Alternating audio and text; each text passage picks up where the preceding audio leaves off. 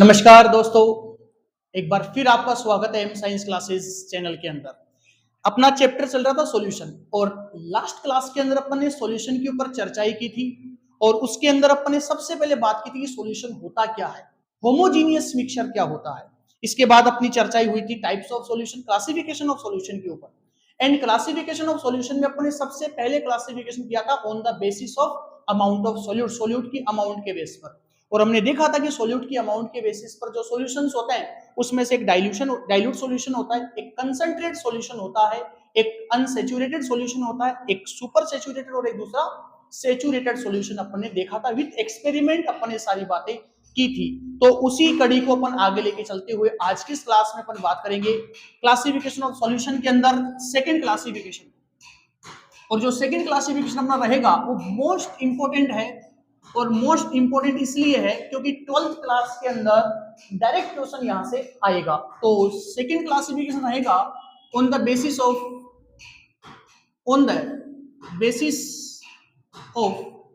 Nature of solvent. Nature of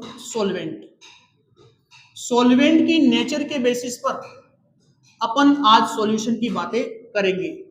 तो ध्यान से हर एक चीज को देखोगे। चलिए, जो सबसे पहला जो सॉल्यूशन अपना होता है नंबर 1, अपन बात करते हैं गैसियस सॉल्यूशन की। गैसियस सॉल्यूशन, अब सीधी सी बात है, गैसियस सॉल्यूशन का मीनिंग क्या होता है? मैंने आपको पहले एक बताया था कि सॉल्यूशन की जो फेज होगी वही सॉल्वेंट को डिसाइड करेगी। गैसियस सॉल्यूशन इसलिए नाम दिया गया कि गैसियस सॉल्यूशन की जो फेज होती है, मैं यहां पर लिख दूं, एक ऐसा सॉल्यूशन जिसकी फेज क्या हो, जिसकी फेज गैसियस हो, जिसकी फेज गैसियस हो, उस सॉल्यूशन को अपन बोलते हैं गैसियस सॉल्यूशन। और मैंने यह भी कहा था कि जो फेज होगा, फेज डिसाइड किसको करता है? सॉल्वेंट को करता है। फेज किसको डिसाइड करेगा? सॉल्वेंट को डिसाइड करता है हमेशा फेज। तो कहने का मीनिंग ये होगा कि जो गैसियस सॉल्यूशन होता है उस गैसियस सॉल्यूशन के अंदर जो फेज होगी वो गैसियस होगी और फेज डिसाइड करेगा सॉल्वेंट को। दैट मींस एक बात यहां से बहुत अच्छे से क्लियर हो रही है कि जो गैसियस सॉल्यूशन होता है उस गैसियस सॉल्यूशन के अंदर जो सॉल्वेंट होगा वो हमेशा गैस ही होगा। क्यों? क्योंकि गैसियस सॉल्यूशन की फेज गैसियस होती है और फेज डिसाइड करती है सॉल्वेंट को। तो सॉल्वेंट कौन होगा? गैस होगा। और जो सॉल्यूट है वो सॉल्यूट तुम तुम्हारी मर्जी से गैस में मिलाओगे। अब समझना, बात को ध्यान से समझना।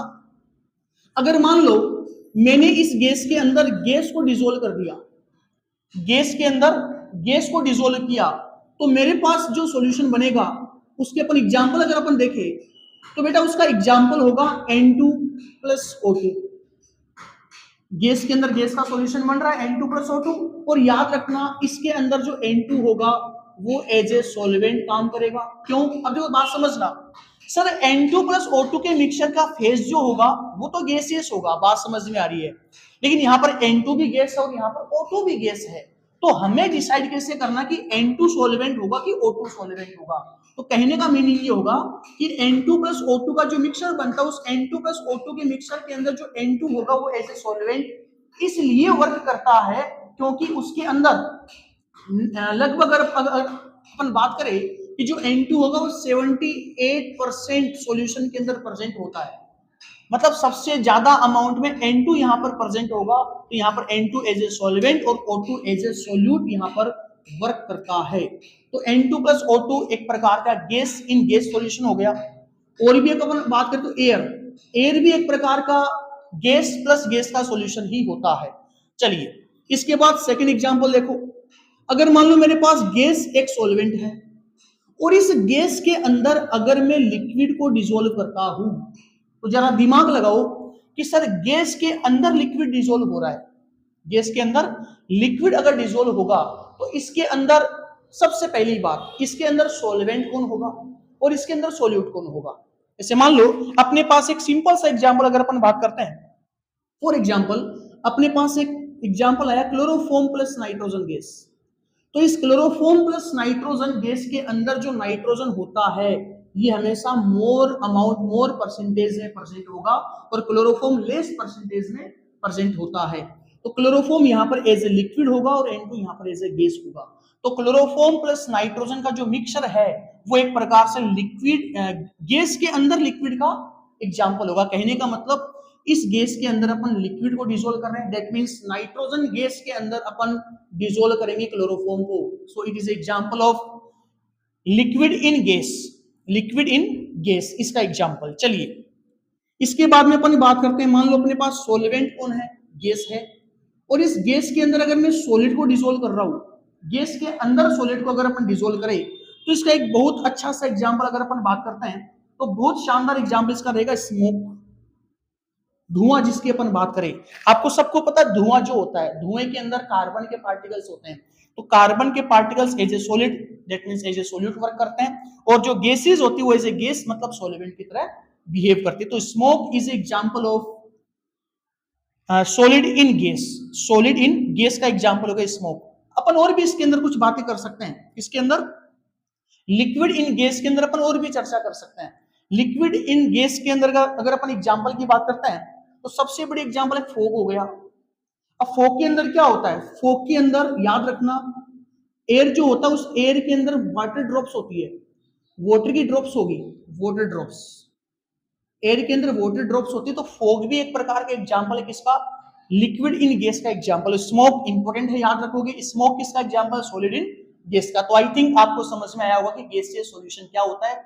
गैसीय सॉल्यूशन में फेज गैसेज रहेगी, फेज डिसाइड करेगी कि सॉल्वेंट कौन सा है। तो यहाँ पर गैसीय सॉल्यूशन के अंदर सभी सॉल्वेंट गैस रहेंगे, गैस में गैस को मिलाओ, गैस में लिक्विड को मिलाओ, गैस में सॉलिड को मिलाओ। गैस में अगर लिक्विड को अगर आप मिलाओगे तो बहुत इंपॉर्टेंट एग्जांपल आएगा क्लोरोफॉर्म प्लस नाइट्रोजन गैस या फिर फोग। तो यहां तक नोट करो, उसके बाद अपन आगे चर्चा करते हैं। चलिए इसके बाद अपन गैसीय सॉल्यूशन के बाद में नंबर 2 दूसरे सॉल्यूशन की अपन बातें करेंगे। ये कुछ कॉमन एग्जांपल्स है, डायरेक्ट मैं एनसीईआरटी से उठा रहा हूं और यहां से सीधे सीधे क्वेश्चंस बोर्ड में बनते हैं, तो बहुत ही ध्यान से हर एक बात को समझोगे। दूसरा अपने पास सेकंड रहेगा लिक्विड सॉल्यूशन, लिक्विड सॉल्यूशन। अब सीधी सी बात है, लिक्विड सॉल्यूशन की बात आ रही है तो याद रखोगे लिक्विड सॉल्यूशन के अंदर जो फेज होगा वो फेज लिक्विड का रहेगा।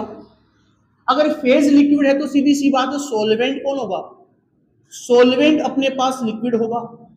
अभी सॉल्वेंट के अंदर तुम लिक्विड को ऐड कर दो, तुम सॉल्वेंट के अंदर सॉल्वेंट में लिक्विड को ऐड कर दो, तुम इसी लिक्विड एज ए सॉल्वेंट में ऐड कर सकते हो किसको, गैस को ऐड कर सकते हो। तुम इसी लिक्विड के अंदर ऐड कर सकते हो किसको, सॉलिड को भी ऐड कर सकते हो। चलिए अपन एग्जांपल्स की बातें करते हैं। लिक्विड के अंदर लिक्विड का एग्जांपल मतलब लिक्विड में तुम लिक्विड को डिसॉल्व कर रहे हो, तो बहुत इंपॉर्टेंट एग्जांपल आप सब बच्चों को पता है, ethanol plus water. Water plus ethanol is example of liquid in liquid, जिसके अंदर जो वाटर होगा water as a solvent work करता है और ethanol as a solute work करता है, याद रखोगे। इसके बाद बहुत कॉमन से एग्जांपल है, फटाफट इस टॉपिक को अपन खत्म करते हैं। अगर तुम गैस में लिक्विड की बात कर रहे हो तो आपने सबको पता सोडा वाटर, सोडा वाटर एक कॉमन से एग्जांपल है गैस इन लिक्विड का, जिसके अंदर आपको पता है CO2 गैस डिसॉल्व होती है किसके अंदर, सोडा वाटर के अंदर। CO2 गैस सोडा वाटर में डिसॉल्व होती है, जो सिंपल सा एग्जांपल है गैस इन लिक्विड का। इसके बाद सॉलिड इन लिक्विड मतलब आप सॉलिड को लिक्विड में डिसॉल्व कर रहे हो, तो बहुत कॉमन सा एग्जांपल हो गया NaCl plus water, sugar plus water. तो ये सब कॉमन एग्जांपल है, कॉमन से एग्जांपल है, बहुत आराम से आपको याद हो जाएंगे। लेकिन यहां से डायरेक्ट क्वेश्चन कैसे बनते हैं वो भी अपन चर्चा करेंगे, तो फटाफट इनको उतारो, अपन आगे चर्चा करेंगे उसके बाद। चलिए इसके बाद लिक्विड सॉल्यूशन के बाद अपन बात करते हैं नेक्स्ट टॉपिक पर, नंबर 3। तीसरा जो होगा वो अपने पास रहेगा सॉलिड सॉल्यूशन, सॉलिड सॉल्यूशन। अब आपको सबको पता है सॉलिड सॉल्यूशन की जो फेज होता है, इसमें जो फेज होगा, इस सॉल्यूशन का फेज होगा सॉलिड। अगर इसका फेज सॉलिड है तो सीधी सी बात है इसके अंदर जो सॉल्वेंट होगा वो सॉल्वेंट सॉलिड होगा। इसमें जो सोल्यूट होगा, सोल्यूट मतलब तुम सॉलिड में सॉलिड को मिला दो, तुम सॉलिड के अंदर लिक्विड को मिला दो, तुम सॉलिड के अंदर गैस को मिला दो, जो तुम्हारा मन करे वो तुम मिलाओ। अब एग्जांपल्स पर अपन बातें करते हैं, सब बच्चों को पता है सॉलिड में, सॉलिड का बहुत फेमस एग्जांपल एलॉयस हो गए, खूब सारे एलॉय जैसे मेटल की मिक्सिंग मेटल के साथ करवाते हैं, तो सॉलिड डिसोल्व इन सॉलिड का एग्जांपल हो गया। उसके बाद तुम इस सॉलिड में लिक्विड को ऐड करते हो, सॉलिड में लिक्विड ऐड करोगे तो एक बहुत इंपॉर्टेंट एग्जांपल बोर्ड क्लास के बच्चे ध्यान से सुनोगे, सोडियम अमलगम, बहुत इंपॉर्टेंट है सोडियम अमलगम, सोडियम अमलगम बहुत इंपॉर्टेंट एग्जांपल है, sodium amalgam is a example of liquid in solid का। इसके बाद gas in solid upon organic chemistry के अंदर पढ़ते हैं, रिड्यूसिंग एजेंट, उसमें जो हाइड्रोजन गैस होती है एब्जॉर्ब होगी on the surface of platinum, तो सबसे common example H2 gas absorb at the surface of platinum, मतलब गैस होगी जो सॉलिड पे डिसॉल्व हो रही है, तो hydrogen gas absorb at surface of platinum. तो कुछ कॉमन से एग्जांपल सॉलिड सॉल्यूशन के अपने सामने आ गए, तो फटाफट नोट कीजिए, फिर अपन क्वेश्चंस पे बातें करते हैं। चलिए अब यहां से क्वेश्चंस क्या अटेम्प्ट होंगे बोर्ड क्लास में, वो अपन बातें करेंगे, समझिएगा ध्यान से। जैसे अपन एक सिंपल क्वेश्चंस को उठाते हैं, याद रखना, जैसे मान लो अपने पास क्वेश्चन आया कि जो सोडा वाटर है, soda water is an example of, is an example of, option A तुम्हारे पास है लिक्विड सॉल्यूशन, ऑप्शन बी तुम्हारे, या फिर और इसको थोड़ा सिंपल करते हैं, liquid solution of gas, option B तुम्हारे पास है gas solution of liquid, option C तुम्हारे पास है liquid solution of solid, and option D तुम्हारे पास है सॉलिड सॉल्यूशन ऑफ लिक्विड। ये चार आपके पास एग्जांपल, जरा सोचो कि सोडा वाटर कि इनमें से कौन से सॉल्यूशन का एग्जांपल होगा, फटाफट चेक करते हैं। चलिए अपन बताते हैं इसका आंसर सिंपली क्या निकल के आएगा, समझना। जो तुम्हें सबको पता है कि जो सोडा वाटर है, सोडा वाटर का मीनिंग क्या होता है कि जो CO2 गैस होगी वो वाटर में डिसॉल्व होती है, मतलब लिक्विड में डिसॉल्व होती है। CO2 gas dissolve in liquid, तो सॉल्यूशन किसका बन रहा है, लिक्विड का सॉल्यूशन बन रहा है, liquid solution, liquid solution of gas, मतलब गैस का लिक्विड में सॉल्यूशन बन रहा है। तो सिंपल सा इसका क्या होगा, liquid solution of gas, option A यहां पर सीधा सीधा करेक्ट हो रहा है। तो इस प्रकार से वो तुम्हें घुमा फिरा कर थोड़ा क्वेश्चन पूछेगा, सीधा से याद रखना, जो स्टार्टिंग में दे रखा है, जो स्टार्टिंग में दे रखा है liquid solution of gas, starting वाला हमेशा सॉल्वेंट होगा। ये बात अपने दिमाग में फिट बिठा लो कि स्टार्टिंग वाला हमेशा सॉल्वेंट होता है। अपन एक एग्जांपल की और बातें करते हैं, जैसे कि मान लो तुम्हारे पास आया for example H2 gas at surface of platinum, eight surface of platinum, इसी में से अपन एग्जांपल ढूंढते हैं। हाइड्रोजन गैस वो प्लेटिनम की सरफेस पे एब्जॉर्ब हो रही है, तो सीधी सी बात है, तो ये सॉल्यूशन कौन सा होगा, सॉलिड सॉल्यूशन ऑफ गैस या फिर लिक्विड सॉल्यूशन ऑफ सॉलिड। अब हाइड्रोजन गैस प्लेटिनम की सरफेस पे एब्जॉर्ब हो रही है, तो हाइड्रोजन गैस यहाँ पर कौन हुआ, सॉल्यूट, और सॉलिड कौन हो गया, प्लेटिनम, तो यहाँ पर करेक्ट ऑप्शन कौन सा हो गया, सॉलिड सॉल्यूशन ऑफ गैस का था क्या, तो यहाँ पर मैं थोड़ा चेंज कर दूं, सॉलिड सॉल्यूशन ऑफ गैस, तो ये इसमें करेक्ट हो जाएगा, सॉलिड सॉल्यूशन ऑफ गैस, मतलब गैस यहाँ पर सॉलिड की सरफेस पे एब्जॉर्ब होती है। आई थिंक सिंपल से क्वेश्चन से जो आपको समझ में आ गए होंगे, ये कॉमन सेंस की बातें हैं, थोड़ा इसको याद रखना पड़ेगा। अब अपन मेन टॉपिक पर बातें करते हैं, बहुत ही बातों को बहुत अच्छे से ध्यान से समझते रहना, सुनते रहना और दिमाग अपना लगाते रहना। एक्चुअल में शुरुआत जो होती है ना इस चैप्टर को, यहां से होगी अपनी। नेक्स्ट जो टॉपिक अपना रहेगा वो टॉपिक अपना होगा कंसंट्रेशन, बहुत ही इंपॉर्टेंट टॉपिक है कंसंट्रेशन। अब देखिएगा भाई, बहुत अच्छे से बातों को सुनिएगा, समझिएगा और फिर करिएगा। सुनो, देखो कंसंट्रेशन क्या है, कंसंट्रेशन का मीनिंग क्या होता है वो सुनो। देखो सबसे पहले, जैसे कि मान लो आपके पास एक सॉल्यूशन है ये वाला, तो इस सॉल्यूशन के अंदर अपन ने कुछ मोल्स ऑफ सॉल्यूट ऐड कर रखा है। मान लो मैंने इस सॉल्यूशन के अंदर 10 मोल सॉल्यूट को मैंने ऐड कर रखा है। तो अगर मैं तुमसे पूछूं कि what is the concentration of this solution, इस सॉल्यूशन का कंसंट्रेशन क्या होगा, तो सीधी सी बात है, जितना अमाउंट आपने सोल्यूट का ऐड कर रखा है, ये अमाउंट ऑफ सोल्यूट इसी को अपन बोलते हैं कंसंट्रेशन। तो किसी भी सॉल्यूशन के अंदर जितना अमाउंट सोल्यूट का डिसॉल्व है, उसी को एक्चुअल में क्या बोला गया, कंसंट्रेशन बोला गया। बात नंबर एक। दूसरी बात जो मोस्ट इंपोर्टेंट बच्चे यहां पर कंफ्यूज होंगे, समझिएगा, याद रखना, कंसंट्रेशन का जो टर्म है वो कंसीडर हमेशा किसमें करोगे, कंसीडर इन मोल, हमेशा मोल्स के अंदर ही आप कंसंट्रेशन को कंसीडर करोगे। ये बहुत इंपॉर्टेंट बात है। तो कंसंट्रेशन होती क्या वो सुन लीजिएगा। तो कंसंट्रेशन अपन क्या बोल सकते हैं, अमाउंट ऑफ सोल्यूट इन मोल। ये इंपॉर्टेंट है भैया, अभी बताऊंगा मैं तुम्हें ऐसा इंपॉर्टेंट क्यों बोला। Amount of solute in mole dissolve in 1 litre solution, कि 1 लीटर सॉल्यूशन के अंदर कितना अमाउंट मोल की प्रेजेंस में डिसॉल्व है सॉल्यूशन के अंदर, उसी को अपन बोलते हैं कंसंट्रेशन ऑफ सॉल्यूशन।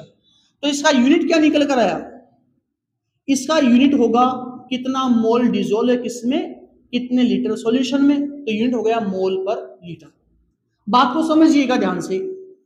जैसे कि मान लो अपन एक एग्जांपल से बात करते हैं, मान लो तुम्हारे पास 35 ग्राम या फिर तुम्हारे पास 98 ग्राम H2SO4 है, जो डिसॉल्व है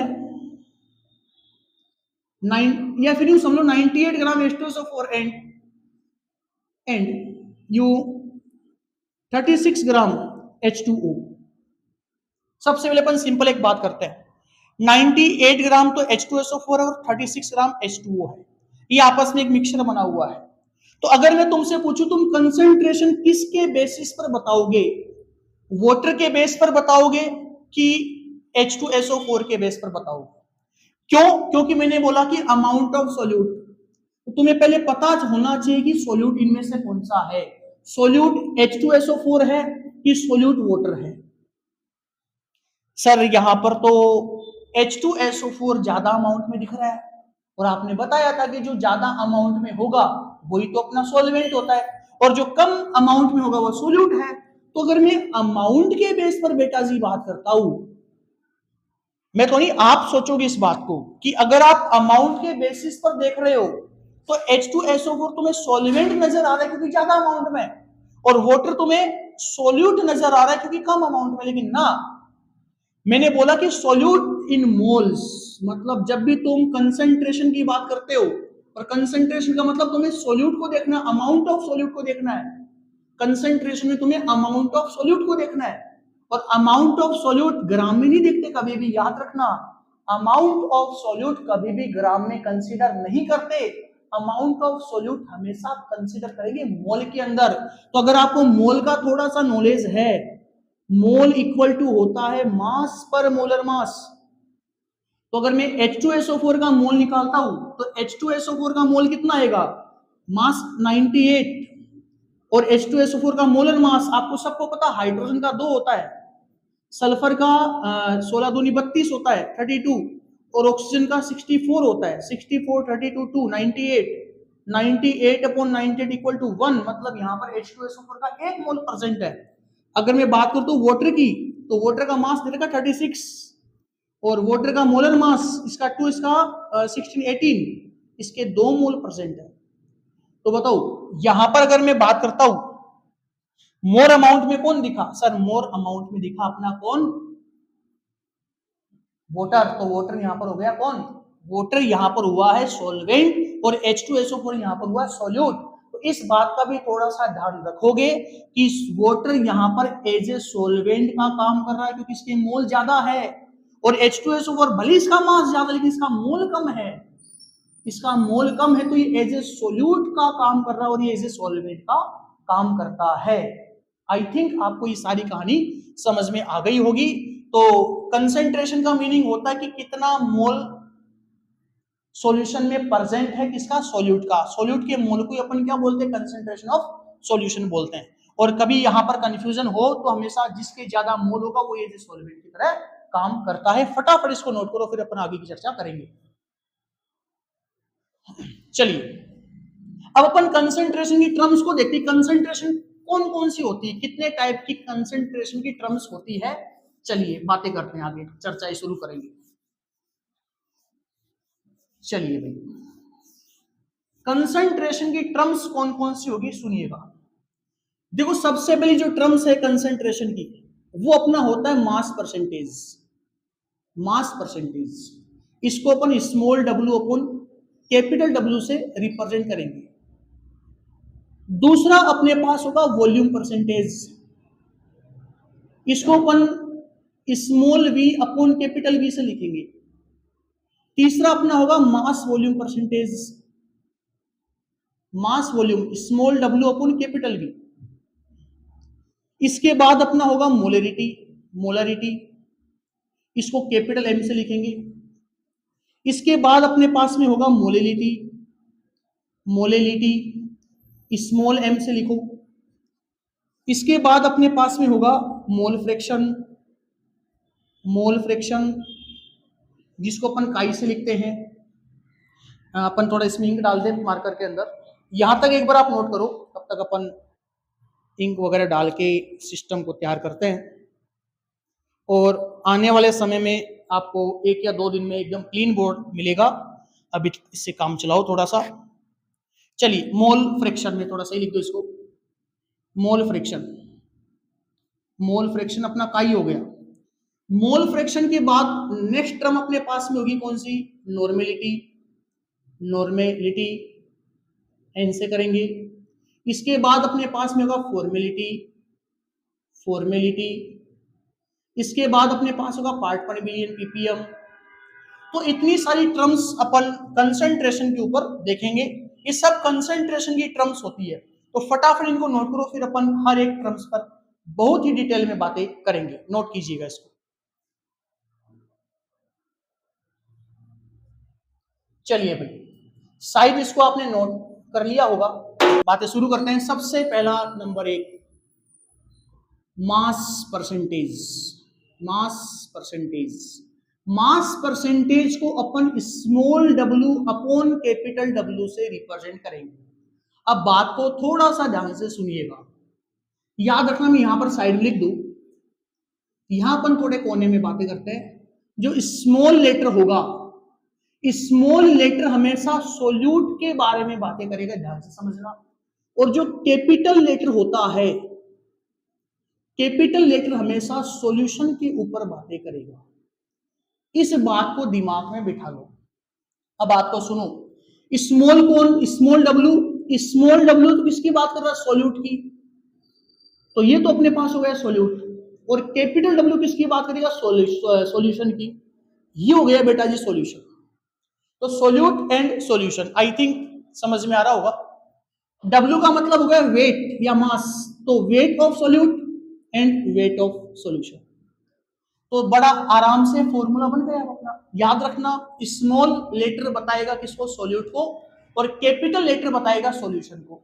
तो अपने पास फॉर्मूला क्या बना, मास परसेंटेज का, मास of solute upon mass of, जो कैपिटल किसको बता रहा है, सॉल्यूशन को, मास of solution, mass of solution multiply by 100, क्योंकि परसेंटेज अपन को चाहिए। ये अपने पास एक सिंपल सा फॉर्मूला बना किसका, मास परसेंटेज का। बस तुम्हें तो इतना सा तो याद रखना है, small W upon capital W, small solute capital solution, W का मतलब मास, वी का मतलब वॉल्यूम। आराम से बन गए सारे फॉर्मूले। चलिए यहां से एक सिंपल सा अपन न्यूमेरिकल देखते हैं। मान लो आपके पास फॉर एग्जांपल एक बड़ा आराम से छोटा सा अपन न्यूमेरिकल चेक करते हैं। मैं आपको बता दूं न्यूमेरिकल बढ़िया सा। हाँ, जैसे मान लो तुम्हारे पास में 10 ग्राम NaCl है, जो डिजोल्व है, dissolve in 80 gram of water, 80 gram of solution कर दो, चलो, या फिर सॉल्यूशन करो, सिंपल कर दो, 80 ग्राम ऑफ सॉल्यूशन, मतलब 10 ग्राम NaCl जो 80 ग्राम सॉल्यूशन में डिसॉल्व है। ठीक है, आपको क्या निकालना है इसका, आपको इसका मास परसेंटेज निकालना है, मास परसेंटेज। तो मास परसेंटेज निकालने का बड़ा सिंपल सा तरीका क्या होगा समझिएगा। 80 ग्राम ऑफ वाटर कर दो, थोड़ा और आसान रहेगा। 80 ग्राम ऑफ वाटर, अपन को मास परसेंटेज निकालना है। मास परसेंटेज का जो फॉर्मूला रहेगा वो चेक कीजिएगा, समझिएगा ध्यान से। तो mass percentage small w upon capital W equal to mass of solute, तो सोल्यूट अपने पास कौन है NaCl, तो 10 अपॉन मास ऑफ सॉल्यूशन, तो सॉल्यूशन किससे मिलकर बना है, सॉल्यूशन मिलकर बना सोल्यूट और सॉल्वेंट से। तो सोल्यूट कौन है अपने पास, सोल्यूट हो गए 10 ग्राम NaCl और सॉल्वेंट हो गए वाटर इनटू में 100, कितना है 10 अपॉन 90 इनटू में 100, 0 से 0 को उड़ा दो, आपके पास कितना आ रहा है 100 अपॉन 9, ये अपने पास हो गया लगभग अपने पास आ गया 11.11%। तो बड़े आराम से आप इसके अंदर मास परसेंटेज निकाल सकते। चलो और क्वेश्चन अपन बात करते हैं, चलिएगा थोड़ा और बातें करते हैं। जैसे कि मान लो तुम्हारे पास एक क्वेश्चन बन रहा है, फॉर एग्जांपल अपन एक बढ़िया सा क्वेश्चन उठाते हैं यहाँ से। जैसे कि मान लो अपने पास एक सिंपल सा क्वेश्चन देखते हैं, for example if 20 gram NaCl, 20 gram NaCl dissolve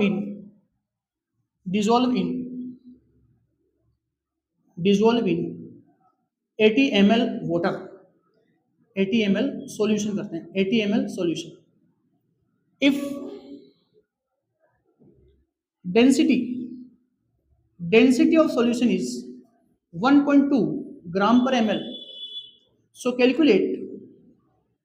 so calculate mass percentage। अब समझिएगा, अपन को देखो निकालना मास परसेंटेज, तो मास परसेंटेज का फॉर्मूला क्या होता है, मास परसेंटेज होगा small w upon capital W equal to mass of solute upon में मास ऑफ सॉल्यूशन इनटू में 100। अब बात को सुनिएगा बहुत ध्यान से, 20 ग्राम NaCl that means mass of solute अपने पास है, dissolve in 80 ml solution, 80 ml solution में घुला हुआ है, लेकिन अपन को तो सर मास चाहिए सॉल्यूशन का, यहां पर तो वॉल्यूम दे रखा अगले ने सॉल्यूशन का, लेकिन सॉल्यूशन के वॉल्यूम के साथ साथ अगले ने डेंसिटी भी दे रखी है कि सॉल्यूशन की डेंसिटी भैया भाई साहब ये है। तो अब अगर मान लो क्वेश्चन के अंदर वॉल्यूम एंड डेंसिटी देकर तुमसे मास परसेंटेज पूछ ले, तब तुम लोग क्या करोगे। तो उसका एक बहुत सिंपल सा तरीका अपन बताते हैं, मैं यहां लिख दूं, आपको सबको पता डेंसिटी का जो फॉर्मूला है, चलो मैं इसको ऊपर ही लिख देता हूं अच्छे से। डेंसिटी का जो फॉर्मूला है, डेंसिटी का फॉर्मूला अपने पास ये वाला आएगा, समझना। डेंसिटी क्या होता है, मास पर वॉल्यूम, मास पर वॉल्यूम। अब बात को समझिएगा बहुत ध्यान से। सबसे पहले तुम डेंसिटी देखो कितनी तरह की क्वेश्चन के अंदर 1.2, डेंसिटी है 1.2 इक्वल टू मास कितना दे रखा है, मास कितना दे रखा है सर, मास तो अपने पास है ही नहीं, मास ऑफ सॉल्यूशन तुम्हारे पास नहीं है, अपन को निकालना है। चलिए तो मास ऑफ सॉल्यूशन को निकालना है भाई साहब, वॉल्यूम कितना है, वॉल्यूम है 80 ml, वॉल्यूम 80 ml है, तो यहां से तुम्हारे पास में मास ऑफ सॉल्यूशन कितना आया 1.2 इंटू 80, फटाफट कैलकुलेशन करो। देखे 1.2 80 को अगर अपन कैलकुलेशन करेंगे तो आपके पास में अप्रोक्स 96, यहाँ पर 96 ग्राम, यहाँ पर क्या आया 8 दूनी 16 और 8 एक 8 और 1 9, हाँ ठीक है 96 ग्राम अपने पास में मास ऑफ सॉल्यूशन आ गया, किसका, इस फॉर्मूले में रखने के लिए। चलिए अगर अपने पास मास ऑफ सॉल्यूशन आ गया तो बड़े आराम से तुम W निकाल लो। W क्या होता है, मास ऑफ सॉल्यूट अपॉन में मास ऑफ सॉल्यूशन इनटू में 100। तो फॉर्मूला क्या बना, W equal to mass of solute कितना दे रखा है sir, mass of solute 20 gram दे रखा है, देखो 20, मास ऑफ सॉल्यूशन कितना है अपने पास 96 है, तो 96 इनटू में 100। आगे कैलकुलेशन करते रहना और आपके पास ये मास परसेंटेज का आंसर आ चुका। अब अपन देखो यहां से एक बात तो समझ में आ रही है कि सर हम डेंसिटी और मास परसेंटेज इन दोनों में कुछ ना कुछ तो रिलेशन है। क्यों? अगर क्वेश्चन में डेंसिटी दे रखी है और वॉल्यूम दे रखा है तो वहां से अपन मास निकाल पा रहे हैं और इस मास को अपन यहां पर रखकर मास परसेंटेज भी निकाल पा रहे हैं। तो कहने का सीधा सीधा मतलब ये होगा कि डेंसिटी में और मास परसेंटेज में रिलेशन होता है।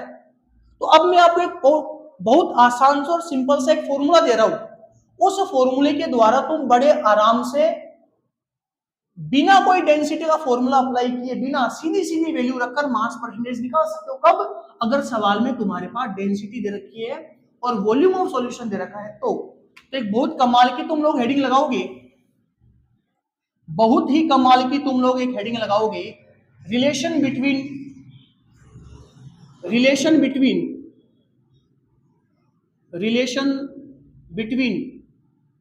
Density and mass percentage. ये बहुत कमाल की हेडिंग है भाई, इससे डायरेक्ट क्वेश्चन बड़े आराम से फिर सॉल्व हो सकते हैं तुम्हारे। देखो फॉर्मूला समझना, मैं एक बार दोनों को लिखता हूं यहां से। तुम्हें पता है डेंसिटी क्या होती है?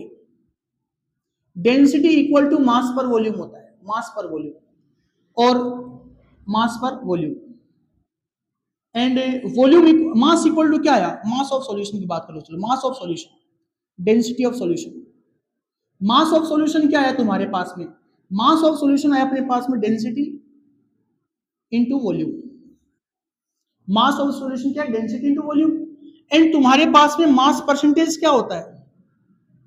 मास परसेंटेज होता है मास of solute, mass of solute upon mass of solution. अब एक बहुत कमाल की चीज यहां पर दिखाई दे रही है, क्या?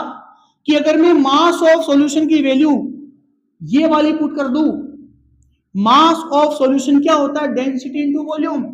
तो इसको अगर मैं यहां पर पुट अप कर दूं तो मुझे फिर फॉर्मूला बार बार लगाने की रिक्वायरमेंट ही नहीं होगी। कैसे? W इंटू डब्ल्यू मेरे पास क्या आया? Mass of solute. बहुत कमाल की बात, मास of solute upon mass of solution. And mass of solution क्या है? Density into volume, density into volume multiply by 100। ये डेंसिटी एंड मास परसेंटेज में बहुत शानदार सा रिलेशन तुम्हारे सामने आ चुका। अब तुम डायरेक्ट वैल्यू यहां पर पुट अप करो, सीधे सीधे क्वेश्चंस करो, कोई टाइम नहीं लगेगा। तो फटाफट इसको नोट कर लो। चलिए भाई, नोट कर लिया सब बच्चों ने? तो यहां से अपन ने मास परसेंटेज के बारे में थोड़ी थोड़ी चर्चा कर ली, न्यूमेरिकल्स कर लिए। अब इसी मास परसेंटेज को थोड़ा सा अपन और आगे लेके चलते हैं, जहां से क्वेश्चंस थोड़ा सा घुमाकर अगला बना दे। समझिएगा एक इंपॉर्टेंट बात, क्या? सुनो, मान लो तुमसे क्वेश्चन पूछा गया what is the mean of, what is the mean of, what is the means of 10% small w upon capital W solution. इस बात का भाई साहब क्या मतलब हुआ कि 10% small w upon capital W solution क्या होता? तो समझिएगा कैसे करोगे, सुनिएगा ध्यान से। ये जो तुम्हारे पास 10 है, ये जो 10 है, इसका रिलेशन बनाओ पहले के साथ, मतलब पहली वैल्यू का रिलेशन पहले के साथ। दूसरी वैल्यू तुम्हारे पास परसेंटेज है, दूसरी टर्म क्या है? परसेंटेज। तो सेकंड टर्म का रिलेशन बनाओ सेकंड टर्म के साथ, फर्स्ट टर्म फर्स्ट के साथ, सेकंड टर्म सेकंड के साथ। अब मुझे बताओ 10 का रिलेशन किसके साथ है? सर जी 10 का रिलेशन तो स्मॉल w के साथ में है।